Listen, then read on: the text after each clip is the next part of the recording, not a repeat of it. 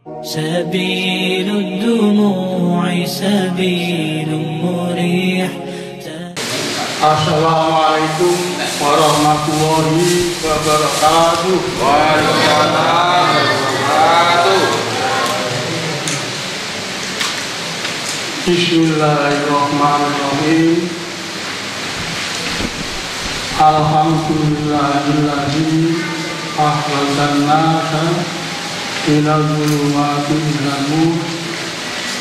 Wassalatu wassalamu ala sayyidina Muhammadin syarifi ilam nadah minal wa ala alihi wa sahbihi ajma'in. Amma ba'du. Bapak Ibu, adik-adik, mbak, mas-mas dan lain-lain yang hadir di dalam sholat jamaah isya sekaligus dilanjut dengan sholat tarawih yang dimuliakan Allah. Amin ya rabbal alamin. Ini sudah hari ke-5 mudah-mudahan masih semangat, masih tanggal 5 masih semangat. Ini sebagai kultum atau natu saya sebetulnya tetap dari kemarin yang aktual dan aktual untuk bisa ditata atau file atau dipelajari lagi nanti di rumah. Makanya saya mencoba untuk memfotokopi kemudian bisa dipelajari di rumah. Itu kira-kira apa yang menjadi hal yang faktual dan aktual. Salah satu yang kami cermati adalah ketika saya datang dengan bertetangga di perumahan, ya seperti inilah. Rumahnya kadang-kadang dekat-dekat sumur, tapi kadang-kadang dengan sebelah itu nggak kenal. Betul, itu terjadi. Kalau tetangga yang sudah kenal, bisa jadi nanti kalau ketemu di arisan pertemuan tingkat RT atau mungkin pejabat pil, itu baru tanya-tanya, panjenengan asli dari mana? Asli itu tempat lahirnya di mana? Kadang-kadang nggak tahu. Apalagi sekarang mungkin mau lebaran, Pak Bori aslinya dari mana? Oh dari Pekalongan. Oh berarti mudik ya. Itu artinya baru tahu bahwa kalau Pak Bori dari Pekalongan. Terus Pak Bori tanya, lah kamu panjenengan dari mana? Oh dari sini, dia baru tahu. Nah, dari kalimat-kalimat itu saya apa istilahnya ya, menarik proyeksi akan saya kaitkan dengan butuh dan kaitan dengan sisi agama. Jadi kalimat yang gampang, kenapa panjenengan saya saja kok tidak kenal dengan tetangga, apalagi dengan nabi-nabi yang kita yakini. Nah, makanya saya angkat sebagai hal-hal yang aktual dan faktual. Nah, berikut ini kami buatkan satu daftar nabi rasul yang wajib kita ketahui, yaitu sebanyak 25. Kalau menurut kitab-kitab kuning yang ada di pondok-pondok pesantren, itu nabi dan rasul jumlahnya lebih dari 20. Tapi yang perlu diimani yaitu hanya 25. Bagaimana sudah kami tuliskan di sini, nanti bisa dihafalkan atau bisa digambarkan lagi. Yang pertama mungkin nama Nabi Rasul dan asal atau semacam ini yang saya cover karena tadi di preambel tadi kenapa kok dengan tetangga saja nggak kenal apalagi dengan Nabi ini. Nah ini saya menggambarkan seperti itu. Jika kami tulis untuk yang pertama Nabi Adam. Nabi Adam itu aslinya atau asalnya dari mana? Asal dari surga. Surga. Jadi surga itu betul-betul sekarang ini ada. Kalau ada orang yang berjalan, wah diakuti, nah itu jadi tidak iman. Nah, sebagai orang Islam harus percaya bahwa surga itu ada dan telah ada sekarang. Jadi menurut istilahnya sejarah para nabi, kitab-kitab yang lain itu menyebutkan bahwa Nabi Adam itu dibuat dari tanah surga, bukan tanah di dunia, itu tanah surga. Kemudian juga dicampur dengan air, dengan angin, dengan api, serta nur cahaya itu. Kemudian ditiupkan roh oleh Allah SWT sehingga menjadi manusia. Nabi Adam merupakan manusia yang pertama diciptakan oleh Allah Subhanahu wa Ta'ala tanpa ayah, tanpa ibu. Catatan Nabi Adam itu pulau manusia. Pertama manusia yang ada itu Adam, tanpa bapak, tanpa ibu. Adam adalah seorang lelaki dan seorang perempuan. Dan ketika mencari pasangan ceritanya itu minta dicari wong wedok atau bojo atau itu diambilkan dari tulang rusuk yang sebelah kiri. Jadi makanya ciri-ciri mayat yang ada, kalau pandangan ini tadi mayat yang ada tulang rusuknya tinggi ganjil itu berarti laki-laki. Wong wedok penuh berapa ini ya? 8 kan nggak bisa hitung. Pokoknya kalau ini 8 ya ini 8. Kalau laki-laki kalau ini 8 ya ini 7. Artinya ada selisihnya. Ciri-ciri mayat atau tengkorak atau apa. Kalau tulangnya yang satu jumlahnya beda berarti ini laki-laki. Kalau sama itu perempuan. Kira-kira dari Nabi Adam itu ya, karena ini hukum kita usah panjang-panjang. Kemudian diteruskan dengan Nabi Idris, Nuh, Toleh, dan seterusnya sampai Yahya. Kemudian 24 Isa. Nanti di rumah bisa dipelajari lagi. Isa itu lahir di Palestina. Nabi Isa diciptakan oleh Allah Subhanahu wa Ta'ala yang hanya melalui rahim Siti Maryam dan tanpa seorang laki-laki. Nah ini beda dengan Nabi Adam tanpa ayah, tanpa ibu. Kalau ini tanpa ayah, hanya dengan ibu.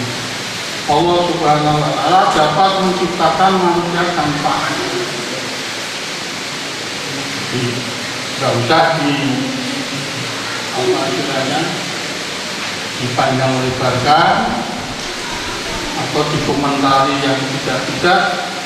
Terus pokoknya kalau Nabi Isa itu adalah sama seperti kita, manusia biasa, hanya saja dia lahir tanpa bapak. Kenapa? Gusti Allah mampu, Gusti Allah bisa. Gusti Allah maha bisa. Jadi menciptakan manusia tanpa ayah dan ibu bisa, menciptakan manusia tanpa ayah juga bisa. Jadi kemudian yang terakhir adalah Nabi Muhammad Shallallahu Alaihi Wasallam lahir di Mekah, Arab Saudi. Dari 25 nabi ini, monggo panjenengan kersani, kalau tidak salah ada 9 atau 10 nabi yang dilahirkan di Palestina. Nah, ini akan saya tarik proyeksi di Palestina dengan satu pernyataan yang sudah saya tulis juga. Yang pertama adalah setelah Nabi Muhammad SAW lahir, maka tidak ada nabi lagi.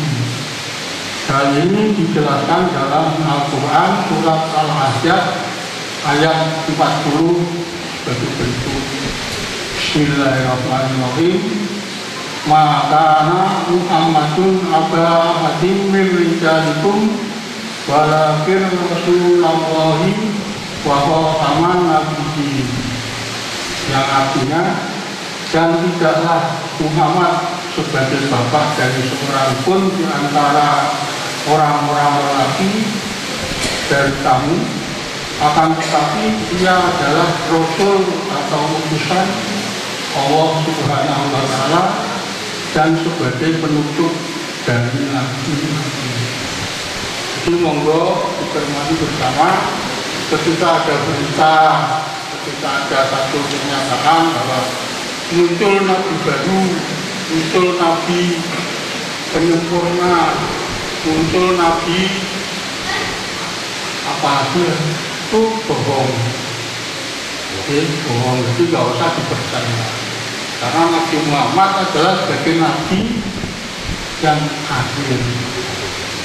Apalagi panjenengan nanti kalau mireng mendengar, mireng mendengar ya? Mireng mendengar. Kalau ada pernyataan seorang nabi wedok wis sansaya ojo. Dulu kan pernah ada berita seorang wedok, seorang wanita yang mengaku nabi. Itu jelas bahwa yang namanya nabi atau rasul adalah laki-laki. Pasti.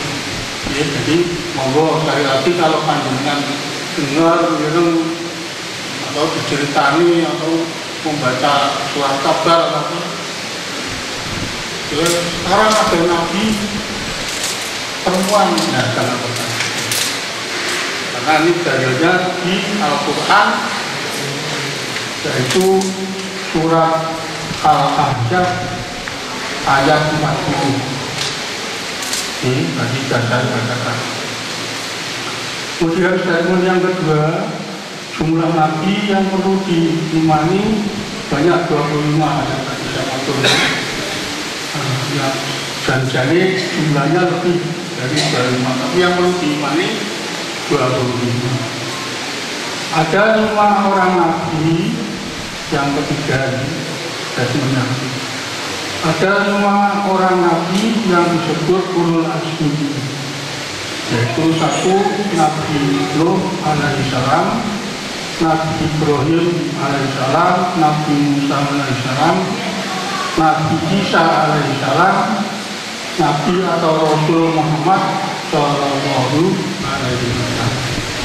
Di semua nabi, kalau ada orang yang menyebutkan, panjenengan bisa menjawab, yaitu alaihissalam, dari Adam sampai Isa. Tapi ketika Nabi Muhammad beda, Shallallahu Alaihi Wasallam, terus disambung yang benar Allahumma sholli. Apa yang dimaksud dengan ulul azmi? Ulul azmi yaitu berupa mukjizat yang berlebihan, ada kelebihan mukjizat yang diberikan oleh Allah, atau karena tekadnya yang kuat mendapat cobaan dari Allah yang sangat luas, dan perjuangannya yang mereka lakukan juga berat sekali. Di antaranya kalau dibandingkan dengan 20 nabi yang lain, kan ada 25 nabi, dan yang 5 itu ulul azmi karena dia diberikan tadi juga pekerjaan yang lebih berat dan seterusnya. Kemudian statement saya yang keempat, di antara jumlah nabi kelima, orang tersebut paling banyak dilahirkan di negara Palestina. Ada 10. Untuk itu sangat relevan kalau negara Indonesia sangat mendukung berdirinya negara Palestina. Dan banyak sekali umat Islam sedunia juga menyatakan dukungan kemerdekaan negara Palestina, termasuk masyarakat Islam Indonesia. Jadi berita-berita yang sangat yang aktual dan aktual itu kan kemarin Israel menyerbu Palestina. Nah, itu panjenengan dan saya sebagai orang Islam minimal mendoakan agar negara Palestina tetap ada. Dan karena kita nggak bisa datang langsung ke sana untuk membantu berperan, tidak mungkin doa saja atau bantuan material biar dikirim ke sana. Dan yang kelima berkaitan dengan Haromain, yaitu 2 kota suci umat Islam sedunia, yaitu di Mekah dan Madinah. Maka Palestina terdapat Masjidil Aqsa yang pada saat itu Nabi Muhammad SAW di-Isra-Mi'rajkan oleh Allah melalui Masjidil Aqsa, dimaksud, yang pada endingnya mendapat perintah menjalankan sholat sehari 5 waktu. Ini sangat-sangat relevan ketika panjenengan mendukung adanya kemerdekaan Palestina. Saya bisa matur seperti ini karena Palestina pun adalah 2 negara yang pertama atau awal mengakui Indonesia merdeka. Jadi Indonesia merdeka diumumkan oleh Soekarno itu awal-awal yang mengakui Indonesia negara termasuk Palestina. Tidak perlu panjenengan dan saya tetap mendukung adanya negara Palestina. Apalagi di dalam Undang-Undang Dasar Negara Republik Indonesia tahun 45, di sana disebutkan bahwa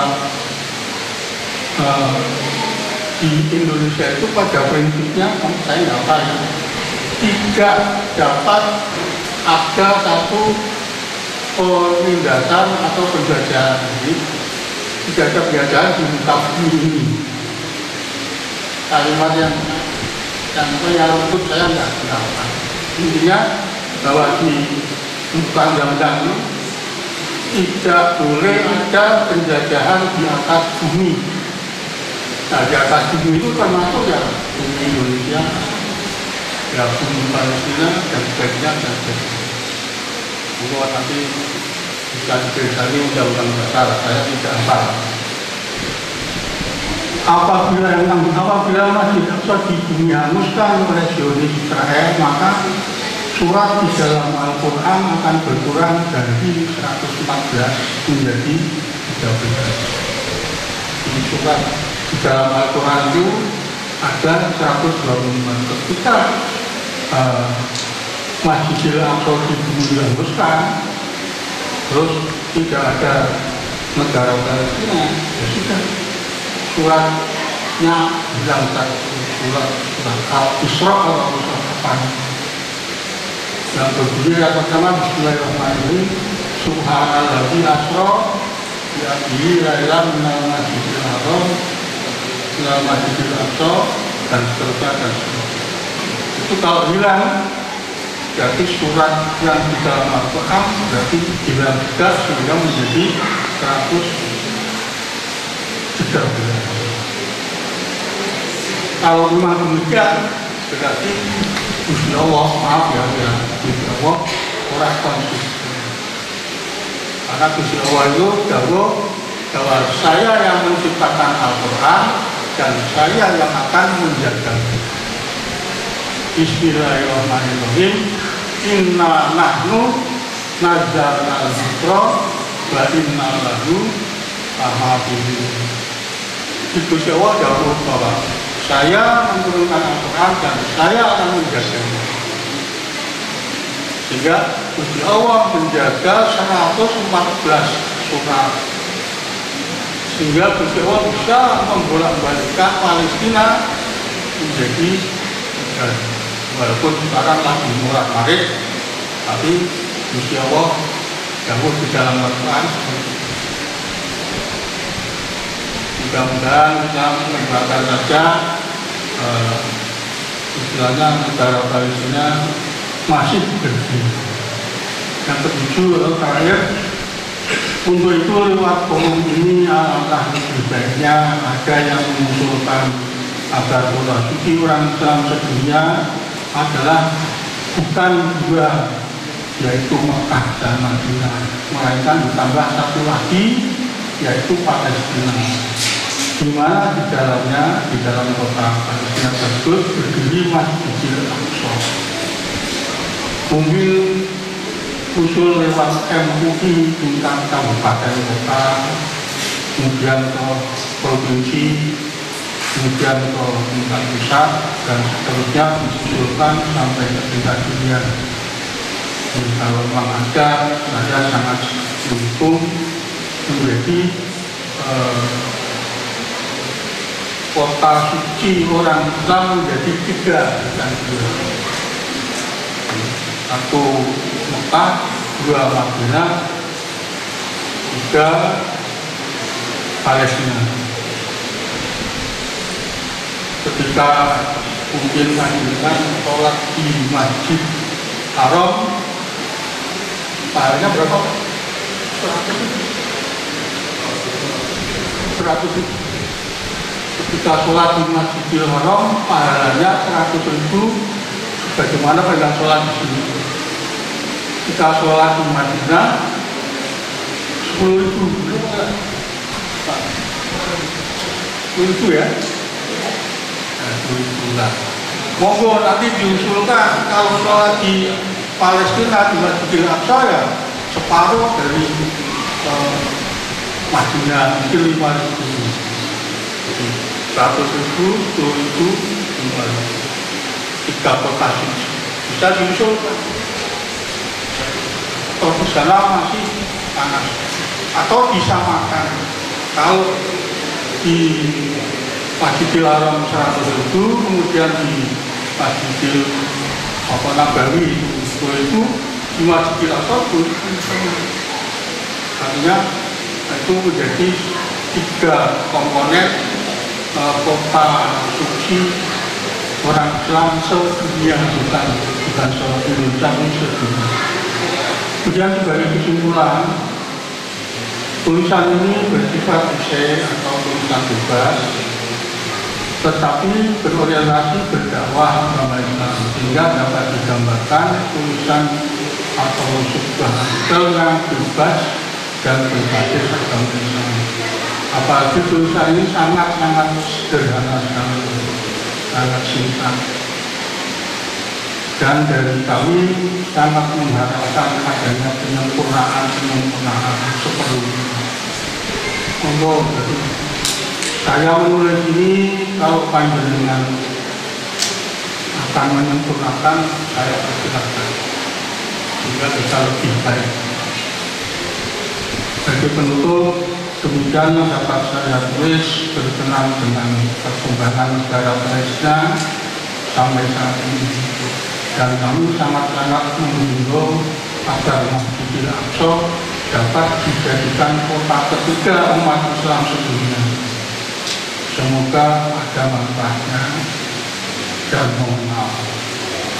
Terima kasih. Wassalamualaikum warahmatullahi wabarakatuh.